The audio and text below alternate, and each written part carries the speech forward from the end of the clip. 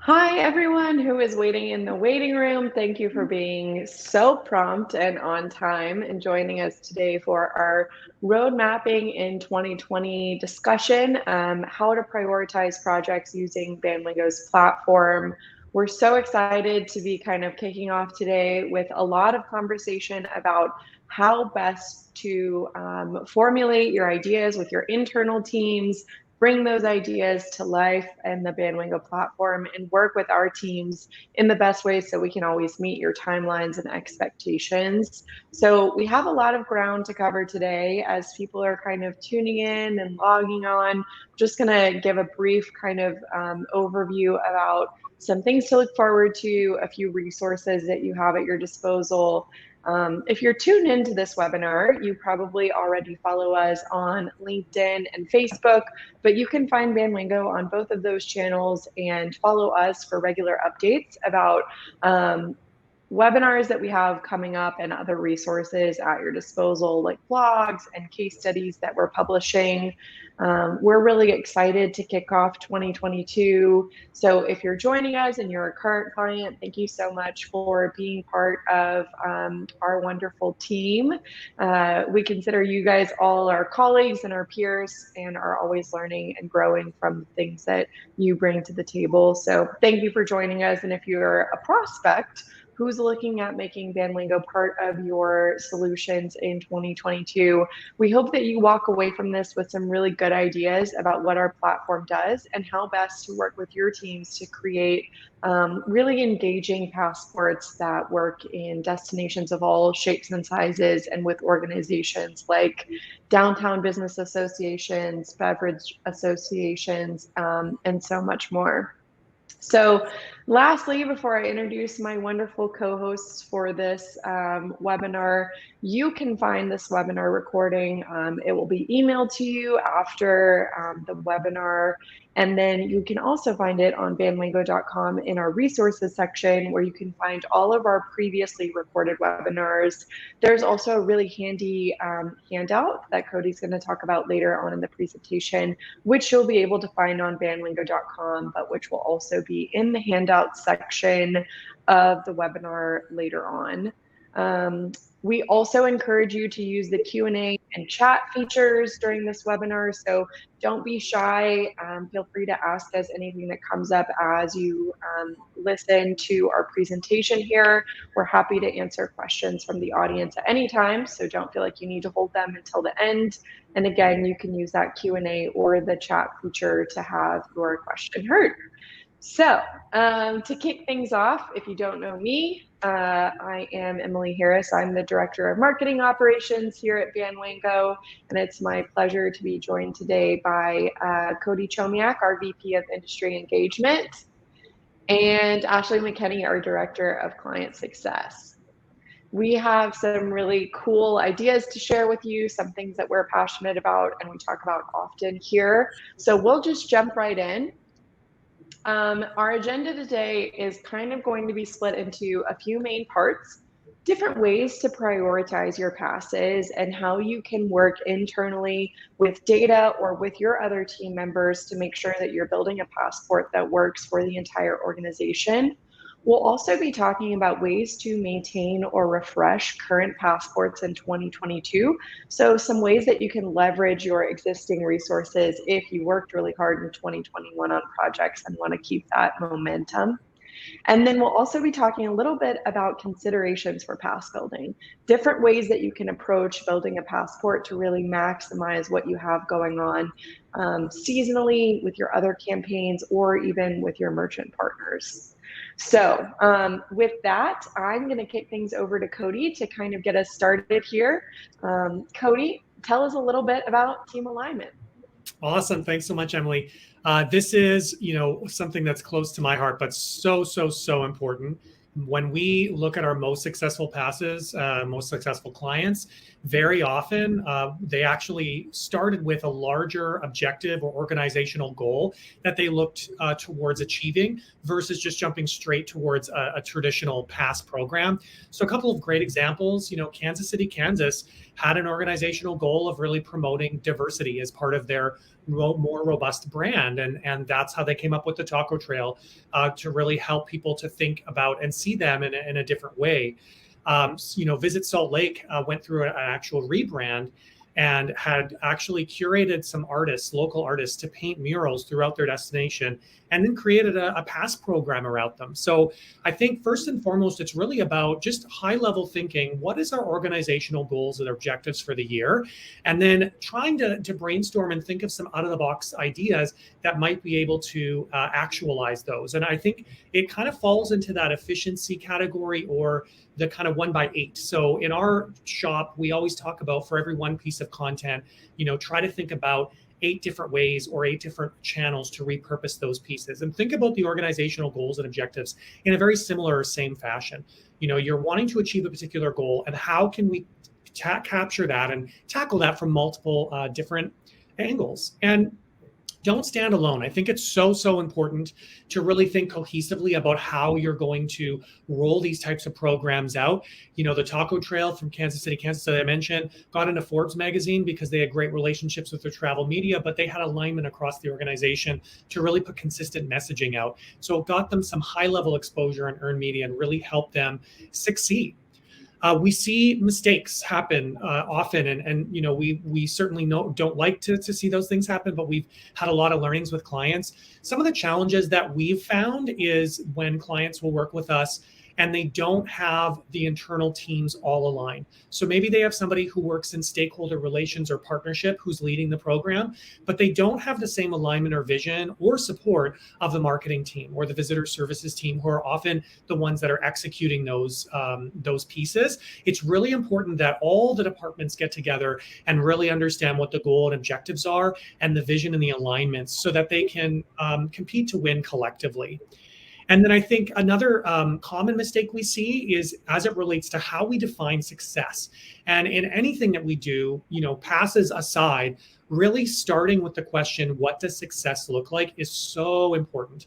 And I think very often what happens is, we'll have clients create a pass, and after that pass is launched, they'll say, well, how can we measure that success? And I think we really need to work on flipping that script to say, what does success look like first and foremost? Because that actually will help determine how that pass is built or configured. Is it revenue generating? Is it providing advocacy to stakeholders? Is it trying to broaden the stakeholder audience, and we're trying to get new people? Is it lead generation? And some of these things can be multiple in nature. It doesn't have to be one or the other, but really having a clear understanding helps us make sure that we're building the right product for you. And as Emily mentioned, the handout, we've come together as a team and put together a really fantastic guide, and it walks you through every facet to just ideation and experience curation. Whether you work with Bandwagon or whether you build an experience on your own, I think it's so handy to go through these opportunities to really understand, what are we doing? What's our goals? How are we going to measure it? How do we know we got there? And then what's outside the box that we can really focus on? So let's talk about experience curations. I think, we're all about connecting communities to local businesses through experience curation. And I know that, the destination marketing world, it's very much about product development and experiences. I would say in the other worlds that we work with, experiences are the ones that matter. They really are the important pieces in terms of your overall programming. And finding that right experience is absolutely key. We'll have clients say to us, people come to us for shopping. And our question is, okay, why do they come to you for shopping? What makes you stand apart? And what exactly do you mean when you say shopping? And is there a past program or an experience that would align with that consumer behavior that we know would be successful? So really asking the questions beyond those questions is huge. And then thinking about your overall organization. Again, what's that organizational goal from our high level perspective? And then how can we make sure that we have the right people and the right budget to make that succeed? And then thinking about that customer. So really, we see the most successful passes align so much with consumer behavior. It's something that's fun. It's something that's competitive. It really exploits the best assets of a destination. It's something that's unique and hasn't been done before. So really always thinking about that end user and that consumer in mind. Very often, our stakeholders may have an idea of a particular experience, but it doesn't align with what our consumers want. And so it's important for us to always lead with that angle. And then thinking about our merchants, our partners, they're so important.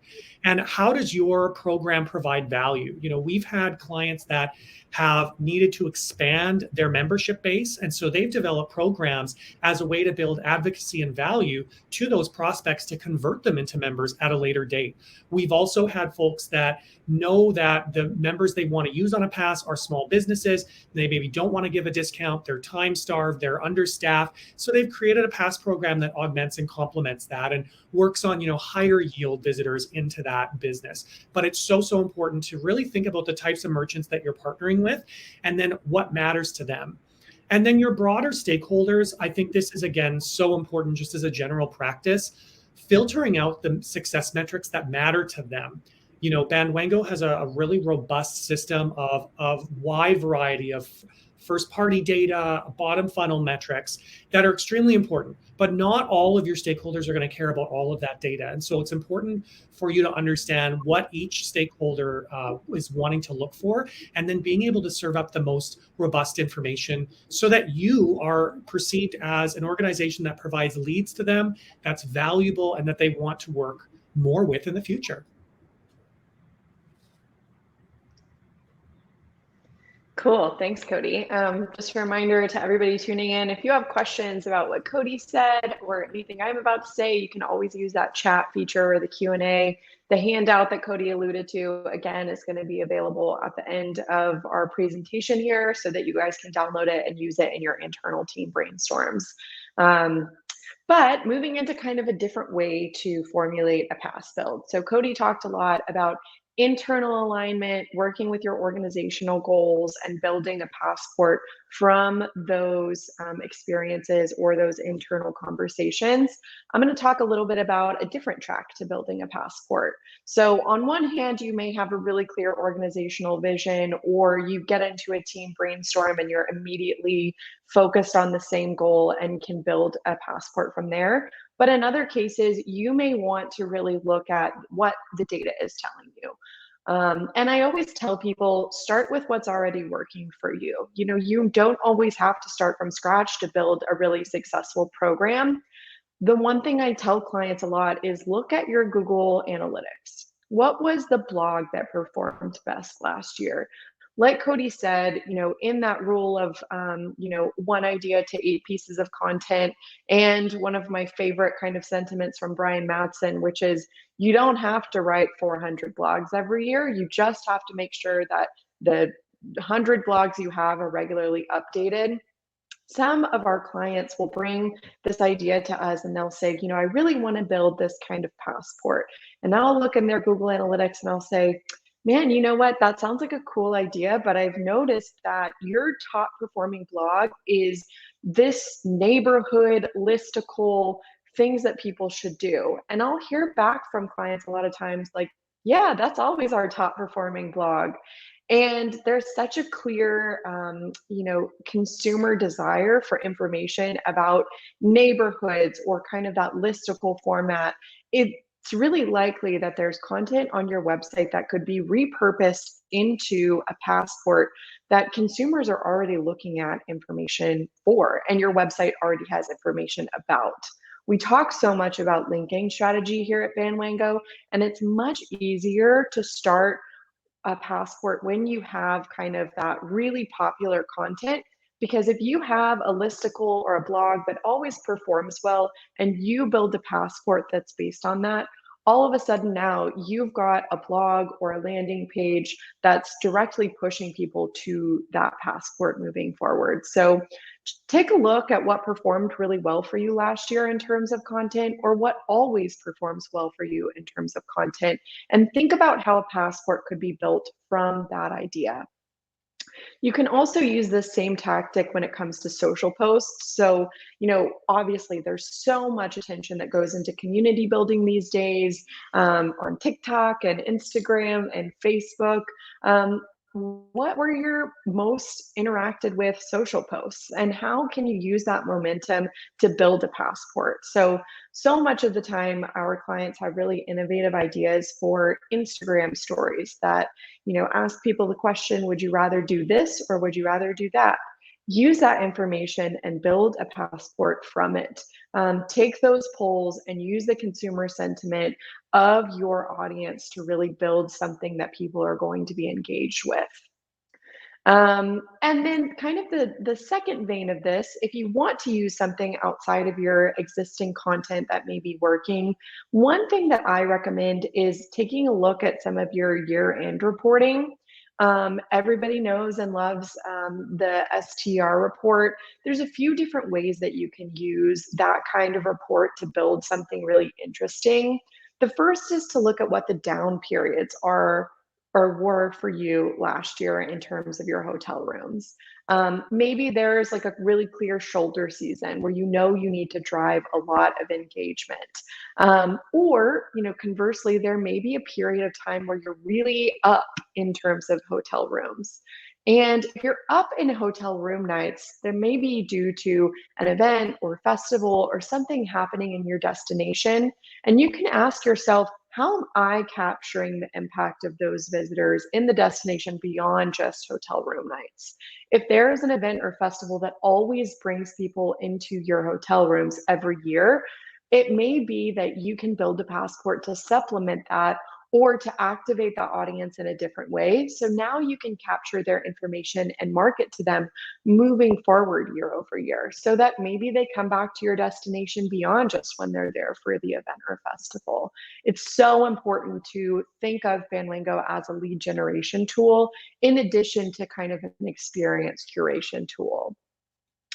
The down periods for your hotel rooms, or if there's a need for shoulder season, one of the case studies I really like to refer to is our Traverse City Uncorked Passport.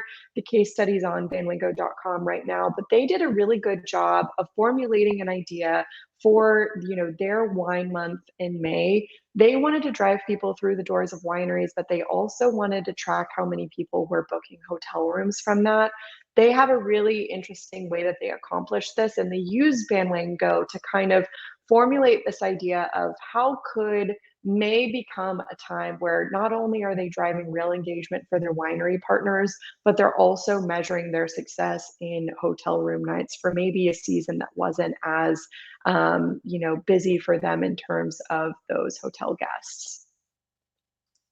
And then, we all are fans of these wonderful, robust data dashboards that are at our disposal now.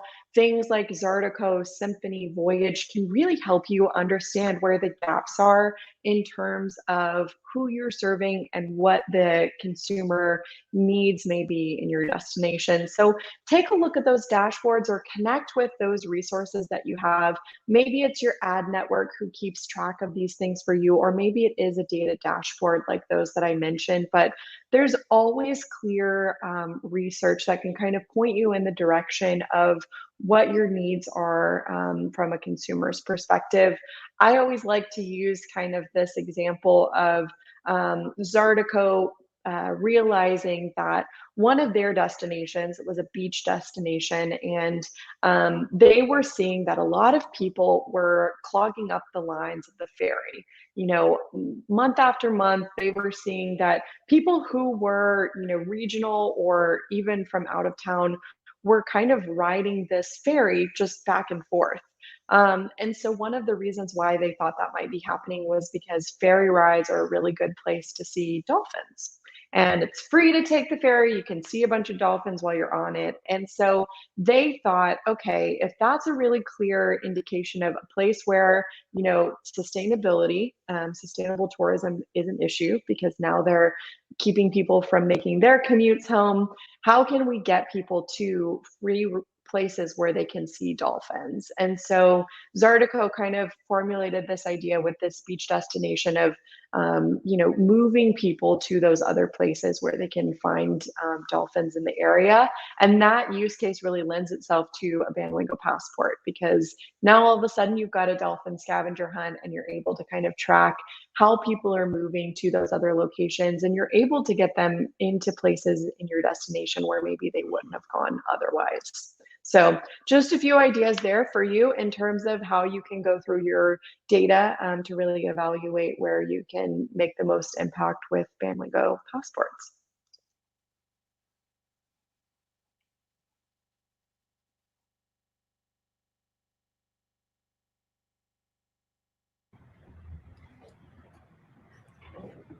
All right. Thank you so much, Emily, for leading us through that. And I think a lot of that great information, when we're looking at new programs and whatnot, but what happens when you maybe already have an existing program, or you're a multi-year client here at Bandwango, you've launched a pass, we've seen great engagement, and we want to look at how can we refresh it or make it just a little bit different to either re-engage new pass holders or re-engage current pass holders.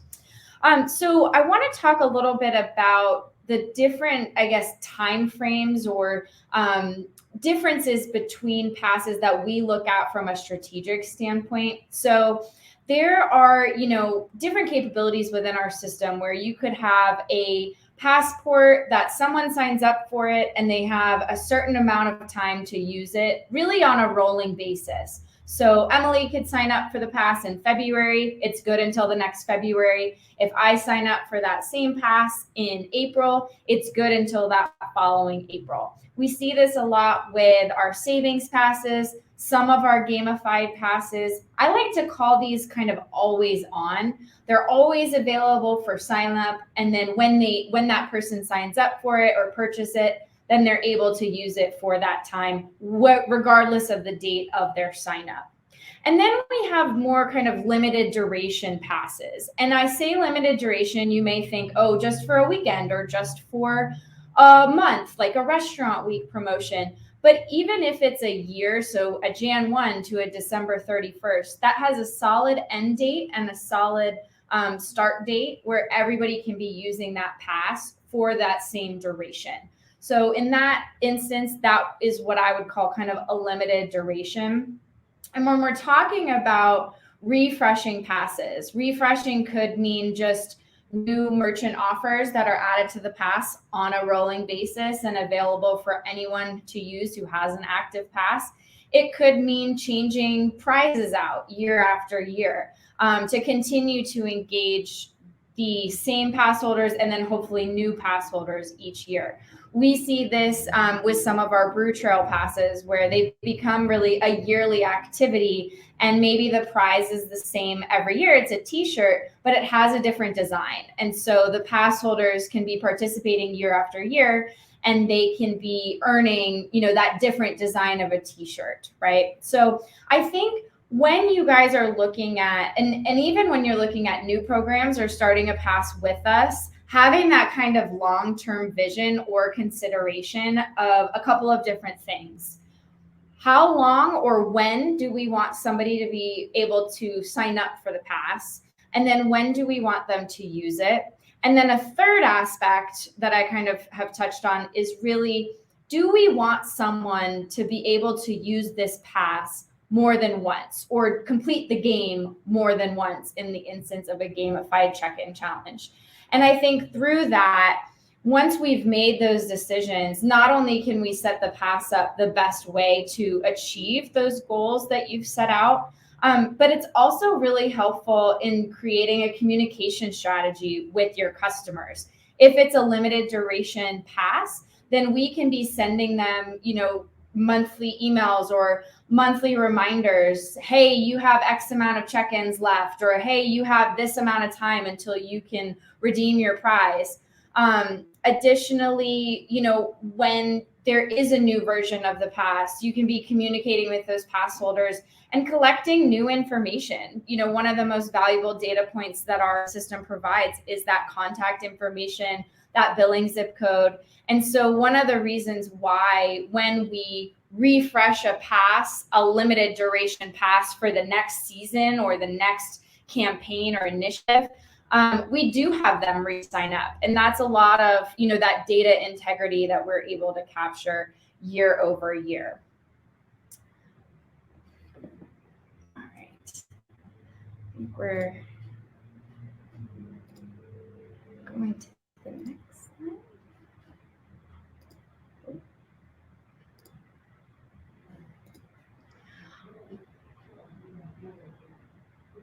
Emily, I think I have a bit of a lag, so you may need to drive us on track. I'm sorry.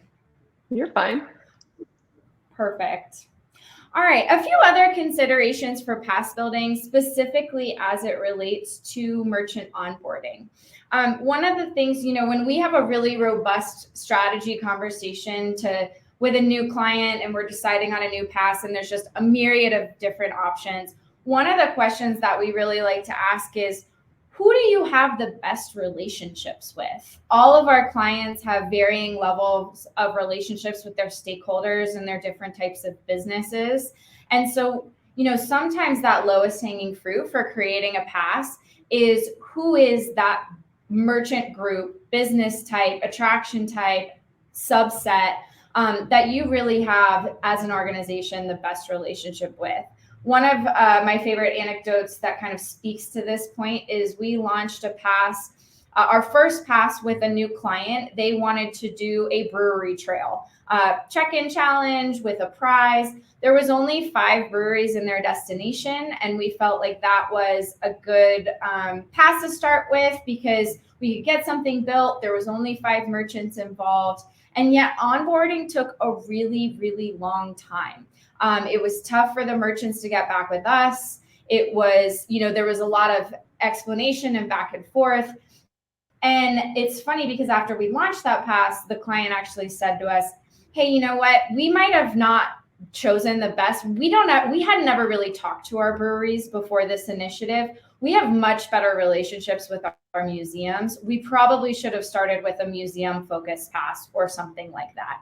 So, a lot of times as well, we can see the effect of peer pressure when it comes to merchant onboarding help. So we always need those initial key adopters for the merchant onboarding process. But then as maybe merchants that were a little more hesitant or they didn't quite grasp the concept of the pass or the campaign, once they see it in person or they hear about it at an upcoming board meeting or whatnot, they may be more likely to join after the fact. So always looking for those merchants that you have the best relationships with. Also, really communicating with the Bandwango team about how we can best support you in terms of ongoing maintenance for those merchant offers. We do, of course, have certain internal processes that, of course, any of our functional team managers can help you navigate, or we have other resources or webinars where we've talked about how we go on and add merchants to a pass, additional outreach, get those removed, et cetera, et cetera. But if you have a holiday coming up and you have a savings pass and you want to reach out and say, hey, do you have any special offers for a holiday focus that we can add on to the already existing savings pass? That's a really great way to re-engage pass holders and let them know, again, through our in-feed messaging or our emails, because those are free for our clients to use. There is a cost to text, but that's a way to re-engage the pass holders, re-engage the merchants. We can put those kind of limited time offers onto a savings pass. And it's all really about keeping those passes as fresh as possible throughout the year. And Bandwango has the resources to help you with that. One other thing, too, that I just want to talk about merchant engagement is potential barriers. So one of the things, we're always asking our clients to really plan out.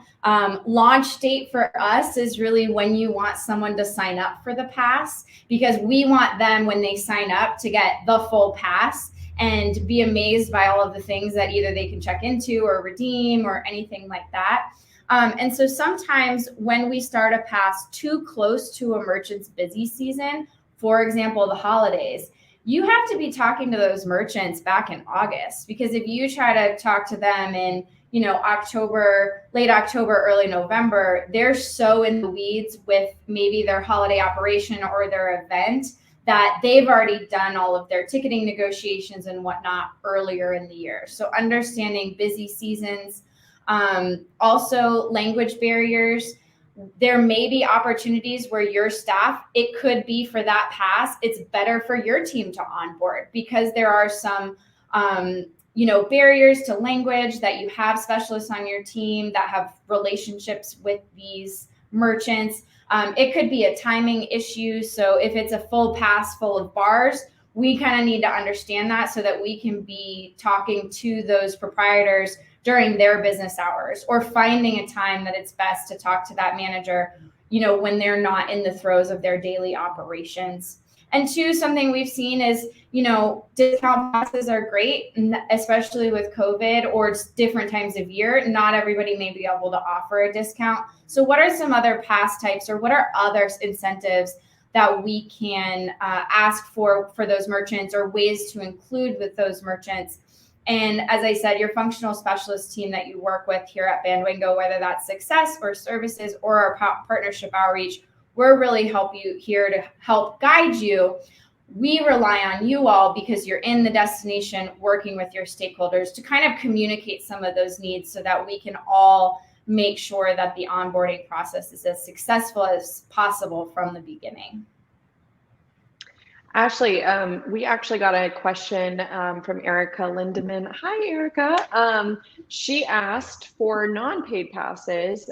For instance, if they brought back their summer spots, outdoor pass, what's a good way to encourage people that downloaded the pass last year to re-engage? Like, how can they find the link to their passport again? How do you get someone to sign up for the brand new season of a past passport?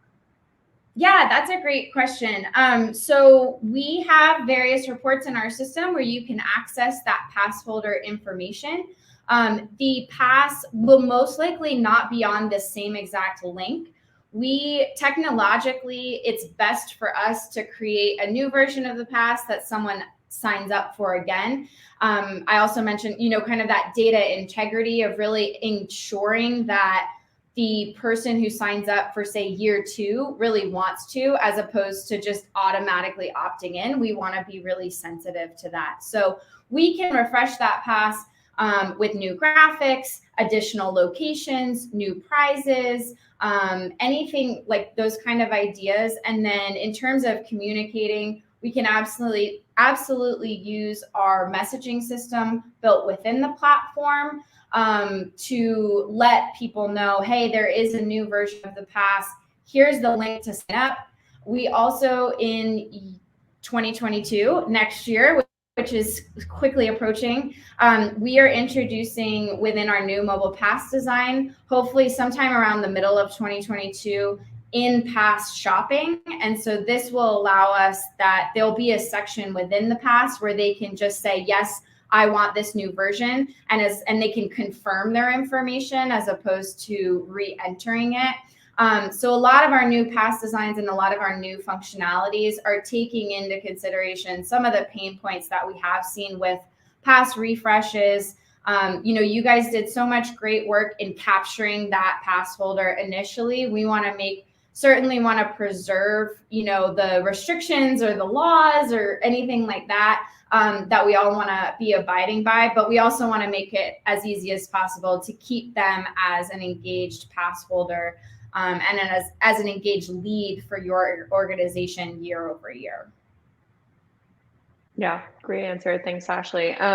So just to summarize, it's a lot to look forward to next year in terms of in-pass ability to purchase or re-up for the new season. For now, probably the best way is to use our internal messaging to be able to send them an email that prompts them to sign up for season 2. So thank you for that question, Erica. For anybody who's just joining us or joined us late, please feel free to ask your own questions in the Q&A. We're all, friendly with your destinations. So even if it's a question specific to your destination or passport, we will do our best to answer it. Okay, so now in this section of pass building, we're going to talk about kind of my forever spiel, which is full funnel marketing strategies. It's so interesting. When I went to pull a photo for this slide, I searched funnel into my usual stock photography search bar. And this photo on the right came up, which is kind of pour over coffee. And I thought it was a perfect kind of analogy for this thing that's sometimes difficult to communicate, which is full funnel marketing. So the way that this makes me think about it is if you were to pour water, say water is inspiration. It's the thing that we're trying to get everybody at a high level to be. We're trying to get them to be inspired to visit our destination. So if that's the water and you're just pouring it through a funnel that's empty, what you're going to get out at the bottom of your cup is inspiration, which is what a lot of DMOs are currently doing. They're reporting on inspirational KPIs like website visits or click-through rates for their ads, which may be fine for your organization. Maybe that's the primary goal, is inspiration. But if what you're trying to get in your cup is something beyond just those click-through rates or the impressions, if you're trying to get coffee out of the bottom of your cup, how do you take that inspirational water that you're pouring in and get something different out of the bottom? And the answer to that question really is, what's in the middle of those things? How are you getting those website visitors to do something on your website that's going to lead to coffee in the bottom of your cup? So for a lot of Banwango clients, what they're doing is they're pouring that inspiration into the top of their funnel. They're getting people to their website. And then on the website, the goal is to drive them to sign up for their passport, or maybe it's to book a hotel, so that the bottom funnel cup at the end is being filled with something that is a KPI, like signups for a passport or hotel bookings that happen directly on your site. You have to think about what funnels and metrics are most important to you and what you're really trying to report on at the end of the year. Because this is ultimately what leads to this full funnel marketing strategy. Thinking about what you're pouring in, thinking about where you want people to make a choice, and then thinking about what that choice turns into for your organization at the bottom of the funnel. So website visits, click-through rates, impressions, they're always going to be important to you guys because that's the water that you're pouring into the top of the funnel. But how can you leverage those strategies to drive something in the middle? How can you drive signups based on the media or the inspiration that you're pouring into the top? I talk a lot about website linking strategy because that's really where it's easiest to think about full funnel marketing. You're using those really compelling brand awareness ads to drive people to your website landing pages. How are those website landing pages getting people to perform an additional action so that your KPIs can go beyond just those inspirational metrics? Website linking strategy is something that's really easy to audit.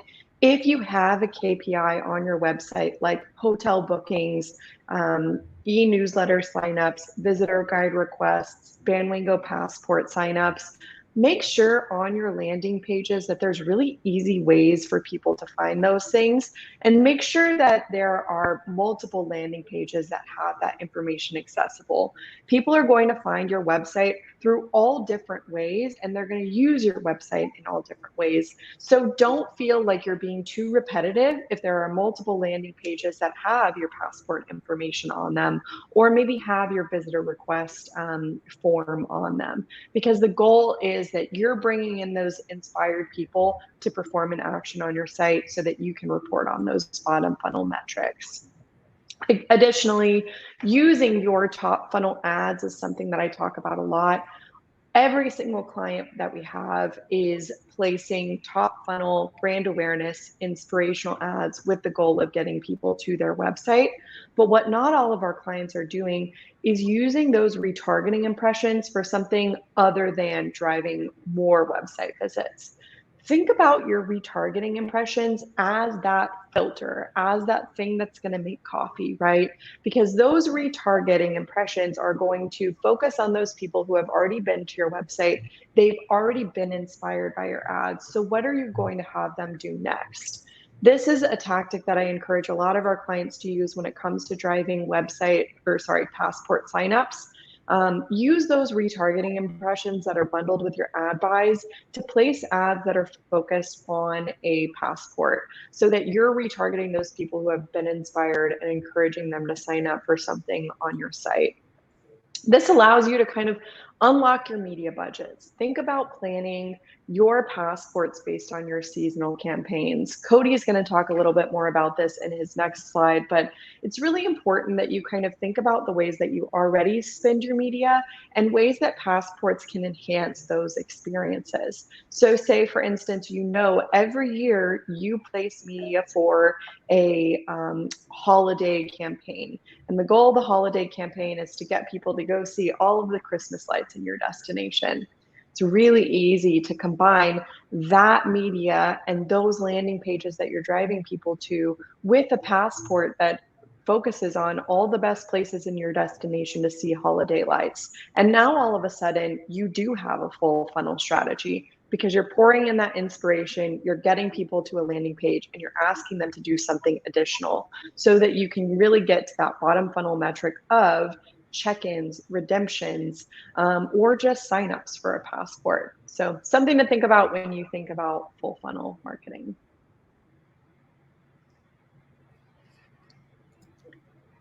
Awesome. Good analogy, Emily. And now I desperately want a coffee. So thank you.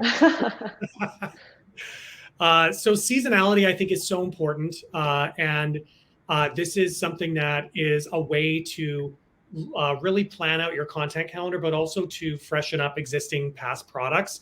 I think the thing to keep in mind with seasonality is timelines. You know, when most of us will do a seasonal campaign, and I know when I would plan our holiday shop and stay campaign, I would always start it in July.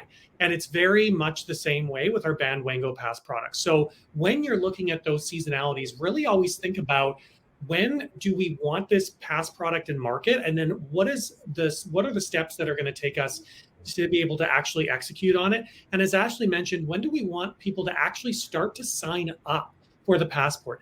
As you know, if we do something for a month-long restaurant month, for that month, you're going to want to start promoting signups prior to that month so that the maximum amount of time is available and you already have a built-in audience when that pass goes live. So it's really, really important to keep those timelines in mind. We certainly do everything we can to work as quickly as possible, but that's something that we've always found challenging, is really making sure that there's enough runway to promote and properly enhance that.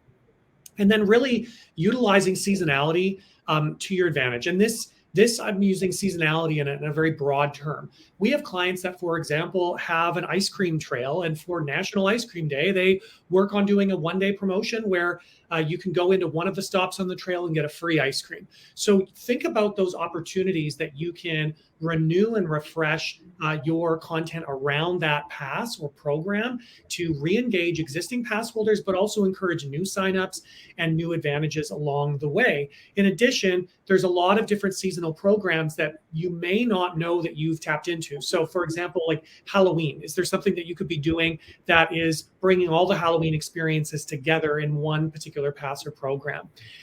Making passports seasonal, as well, as Emily mentioned too, with seasonal campaigns. I think this is so important. Most of us run some sort of seasonal campaign.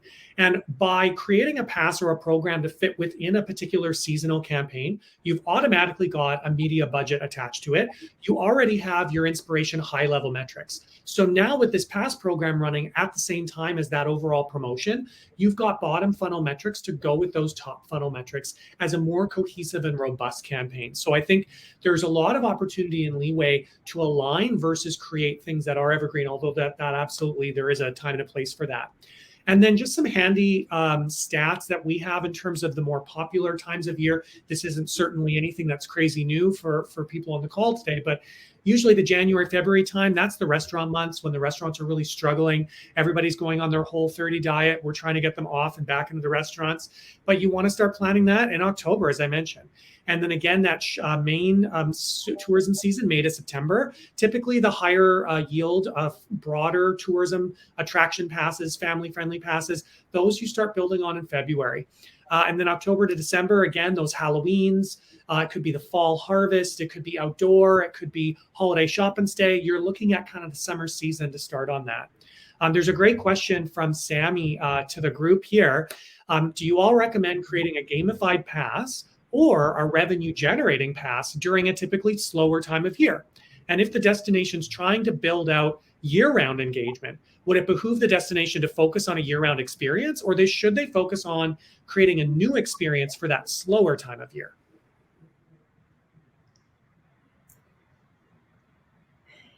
Emily, you want to take this, or do you want me to?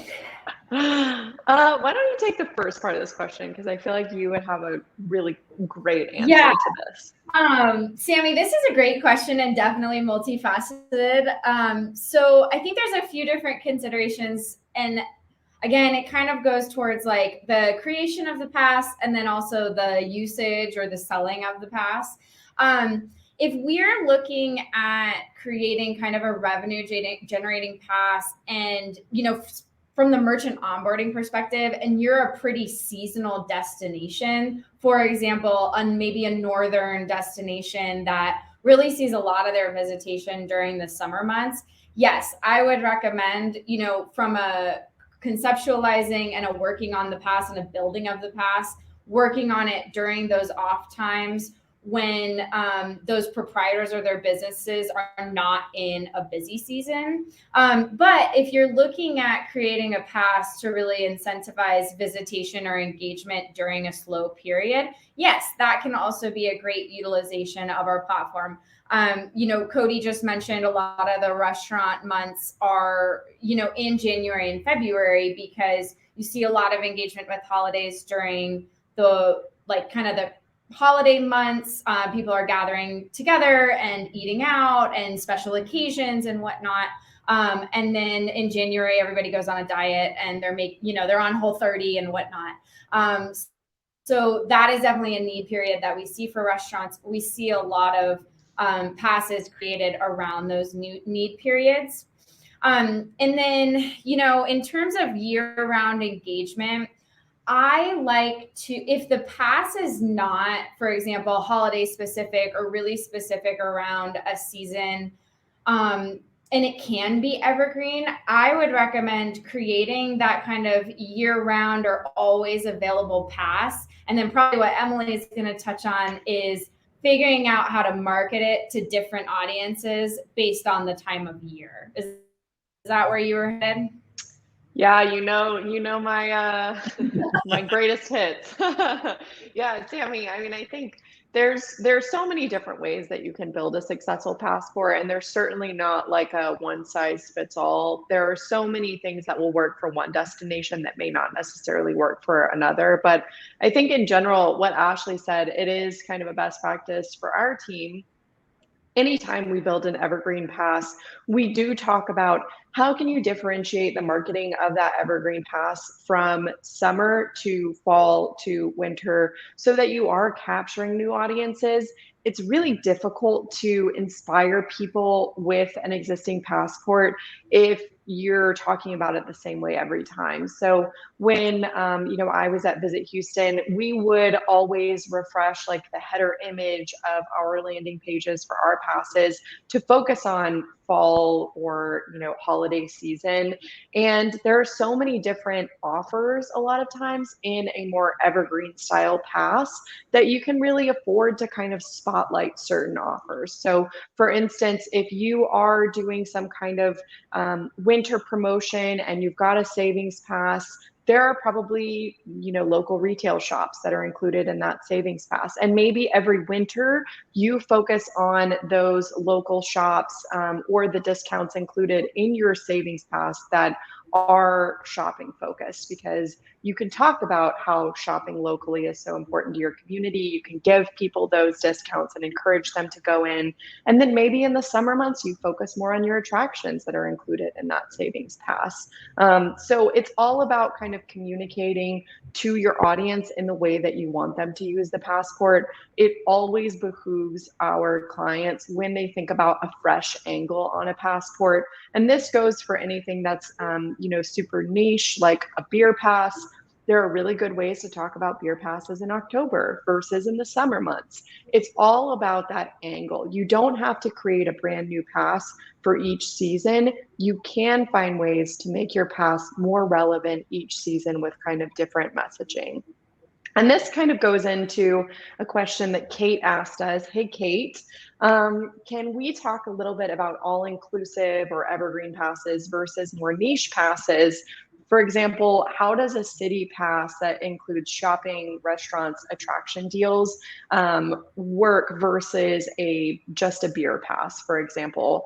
I feel like we could all probably speak to some pros and cons here. So Cody, Ashley, do you want to chime in? Yeah. So I think as it relates to, first and foremost, a city pass, I think city passes are great. They have worked well. When we see attractions passes or bundling experiences that make sense, those things are really effective. I think the biggest, I would say, not challenge, but opportunity to really think about is the broader you go, the less unique you can become. And what we see is that when you try to basically duplicate your website by creating a pass program, it's very much in line in the sense of it's not usually a high engagement. So what that means is we typically see for every 10 signups, only one redemption versus a more niche pass. And niche passes don't necessarily mean just because it's niche, it's going to succeed, but something like a beer pass that naturally works in a consumer behavior manner that people want to do,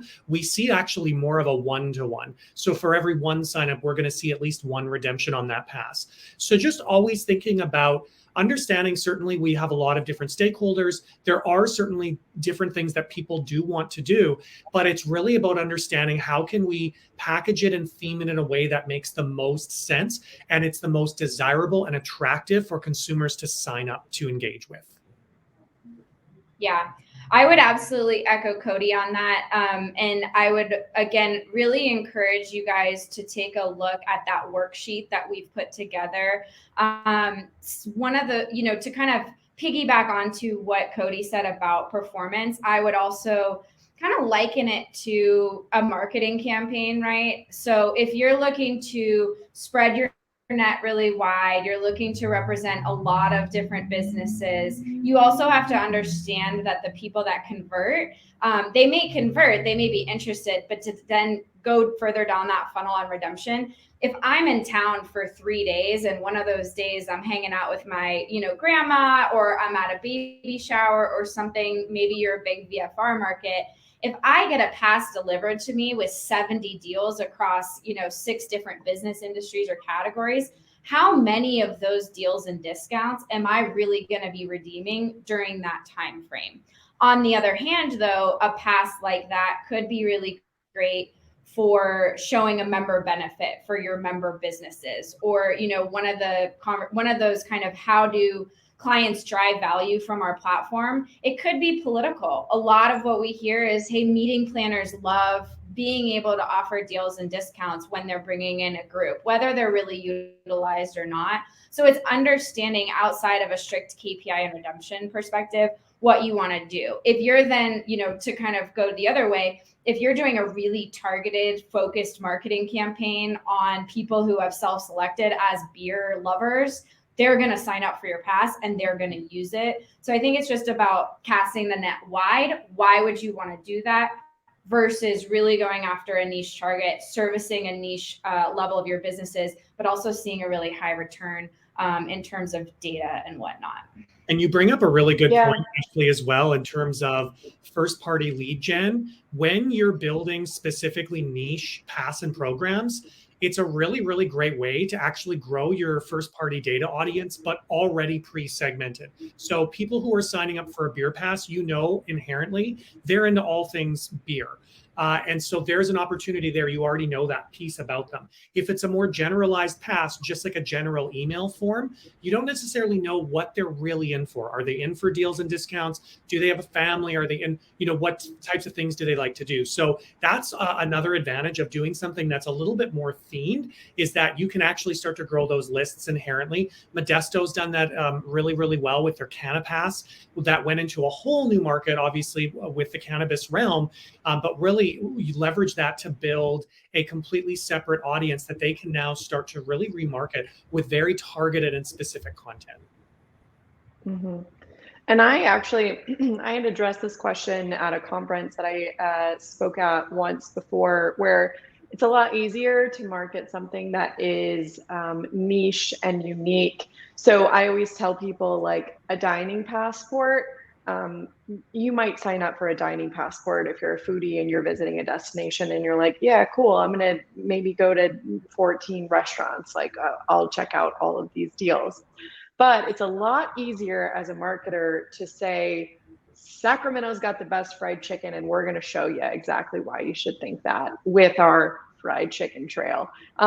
It's a lot easier to kind of put your flag into the ground and tell people, like, this is exactly what you should do in our destination, because it inspires them to go out and do it and to form an opinion for themselves. Whereas you can't really put your flag in the ground and say, we're the best overall dining destination in the world. Like, that's a pretty hard thing to claim, but you can try to claim your fame on something like fried chicken or tacos or beer, because it's a lot easier to sell yourself as that. And it's a lot easier to kind of encourage people to get engaged because they want to test that out for themselves. It's very rare that someone's going to come away from your destination and be like, overall best food I've ever eaten. But what people do say a lot of times when they come back from your destination is like, oh, favorite brewery I've ever been to in a town, or best fried chicken I've ever had. So I am a fan of niche passes, and I think there's a time and a place for sure for all-inclusive passes or city passes. But from a marketing perspective, it's a lot easier to have those conversations with consumers if it is focused. Like Ashley said, encouraging everybody to take our handouts. We're going to answer one more question, but please, before you leave, check out that handout section. Download that PDF so that you can guide your team in a really great direction as you talk about 2022 passports. We are going to close today with one last question from Andrea, who asks about, is there a recommended sweet spot for number of merchants on a year-round pass? Sure, I can start and set the stage for Ashley, who's going to have a lot of great insight on this.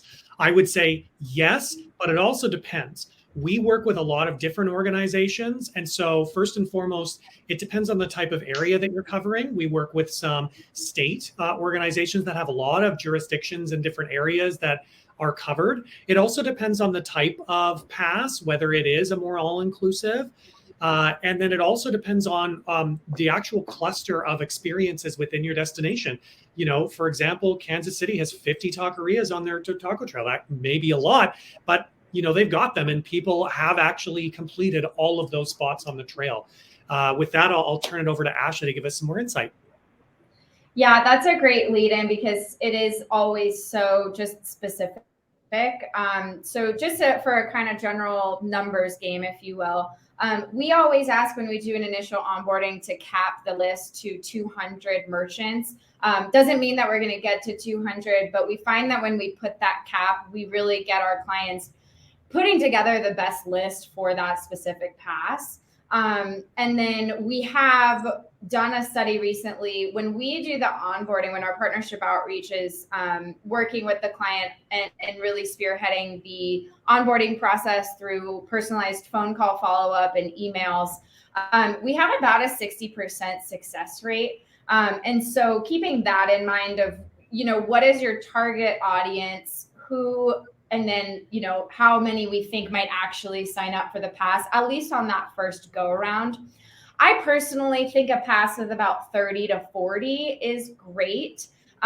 Certainly seen, 50, 60. When we get to kind of get into those higher numbers, it can be a lot, at least with our current pass configuration. I'm probably going to get smarted a little bit behind the scenes for continuing to tease this, but I'm really excited for our new mobile pass update that will be rolling out hopefully in Q2 of next year with certain use cases and instances. But I'm hopeful that that kind of visual representation is going to allow us to really more easily or for a bit better visual representation, add in additional businesses, because we obviously understand that our clients a lot of times want to be showcasing a bunch of different offerings. And our current mobile pass design, I think, again, 30 to 40 visually represented is that kind of sweet spot. But yeah, it's definitely based on what type of pass, how many people you have, how we can kind of categorize. We have different ways on the mobile pass of showing those venues in condensed views to really make it a better user experience. Great answer. And thank you guys so much for joining us today. If you have questions that go beyond what was answered today, you can absolutely reach out to any of us. Our information is here on the screen for you. Again, make sure that you grab that handout before you leave. This webinar will be sent to you via email. The recording is always available, but it will also be on bandwingo.com in that resources section. So send it to your friends, share us with everyone. Hopefully you got something great out of today. Thank you guys so much for joining us, and we'll see you next time.